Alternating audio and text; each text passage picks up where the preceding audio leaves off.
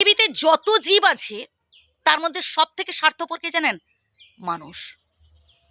যতদিন আপনি তার উপকার করতে পারছেন, সে আপনার গুণগান গাইবে, সে আপনার প্রশংসা করবে, বসার জন্য চেয়ার ছেড়ে দেবে। মানে আপনার মতো ভালো মানুষ আর এই তল্লাটে নেই, তার কাছে এটা মনে হবে। আর যে আপনি হাতটা গুটিয়ে নেবেন, আপনি হয়ে যাবেন সব থেকে খারাপ মানুষ তার কাছে। এই যে আজ পর্যন্ত আপনি তাকে দিয়ে এলেন, তার উপকার করলেন, এখন সে ঠোঁট উল্টে বলবে, কি করেছো কি তুমি আমার জন্য? বুঝলেন? একটা কুকুরকে আপনি দেখবেন 10 দিন খাইয়ে দেখবেন সে সারা জীবন সে আপনার কাছে অনুগত হয়েছে, কিন্তু একটা মানুষ।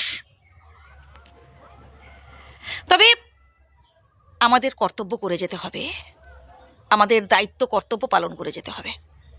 ওই আমি 10 টাকা দিয়ে সাহায্য করে যদি ভাবি যে পরবর্তীকালে সে আমার বিপদে সাহায্য করবে, তাহলে বলবো ভুল ভাবছেন। বরং এটা ভাবুন যে একটা মানুষ বিপদে পড়েছে, আমি আমার সামর্থ্য অনুযায়ী তাকে সাহায্য করলাম। এবার সে আমার বিপদে আমাকে সাহায্য করবে কি করবে না সেটা আমি আশা করব না, সেটা তার উপর ছেড়ে দিন। তবে এটা জেনে রাখুন, আপনি যদি কারোর ভালো করেন, স্বয়ং বিধাতা কিন্তু আপনার ভালো করবেন।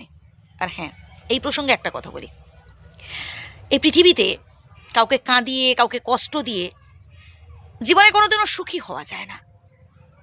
হ্যাঁ, আপনি কাউকে ঠকিয়ে সাময়িক সুখ অনুভব করতেই পারেন, আপনি ভাবতেই পারেন আমি তো দিব্যি ভালোতে আছি, আমি তো সুখে আছি। কিন্তু জেনে রাখুন বন্ধু, এটা আপনার সাময়িক সুখ। চক্রবৎ পরিবর্তনতে দুঃখানিচ সুখানিচ।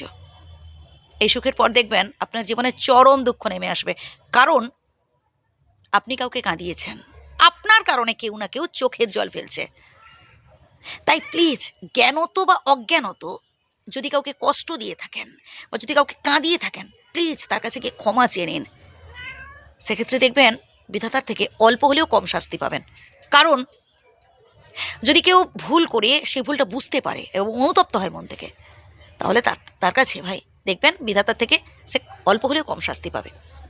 কিন্তু আপনি যদি দিনের পর দিন সেম ভুল করতে থাকেন এবং যদি সেই ভুলটা আরও বেশি করে করতে থাকেন, আপনি যদি ভাবতে থাকেন কে আমার কী করে ফেললো, আমি তো এর আগে এরকম অনেক অন্যায় করেছি, কে আমাকে ধরতে পেরেছে নাকি কে কিছু করতে পেরেছে, তাহলে বলবো ভুল ভাবছেন। বিধাতার কাছে না, বিধাতার দরবারে ঠিক শাস্তি পেতেই হবে আমাদের। যদি আমরা এইভাবে ভুল করতে থাকি, একটা সময় আমাদের ঠিক ঠকতে হবে। তাই প্লিজ ক্ষমা চেয়ে নিন, যার কাছে আপনি ভুল করেছেন মাপ চেয়ে নিন। আজ আমরা বাবা মায়ের সাথে যেমন আচরণ করব, বৃদ্ধ বাবা মায়ের সাথে, শ্বশুর শাশুড়ির সাথে যেমন আচরণ করব, আমাদের বৃদ্ধ বয়সেও আমাদের ছেলেমেয়েরা আমাদের সাথে ঠিক তেমন আচরণই করবে। হ্যাঁ ভাই, প্রথম থেকে কথাগুলো শুনুন, উপকৃত হবেন। আমি চাই ভাই আমাদের প্রত্যেকের পরিবার যাতে খুব ভালোতে থাকে, খুব সুস্থতে থাকে, তাই কথাগুলো বললাম। ধন্যবাদ।